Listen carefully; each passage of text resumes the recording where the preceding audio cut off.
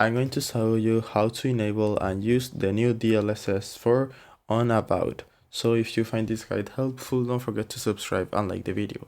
So all you need to do is open the NVIDIA application. You will probably have it installed by default, but if you don't, you just need to go to the NVIDIA website and download it from there. And then once you are here, you need to go to graphics right here at the left sidebar menu.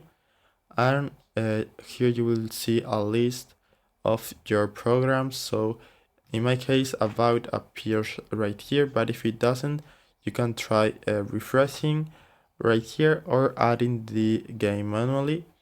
So after that, you need to search for the game, click it, and you will see the different driver settings you can modify. So the setting we are looking for is this one, the DLSS override model presets. So just click right there and you will see this is the default DLSS you are using, which is the 3D application setting. But if you set it to latest, then this will apply the new DLSS 4 for this game. So just click on apply and now you can open the game and you will see the changes.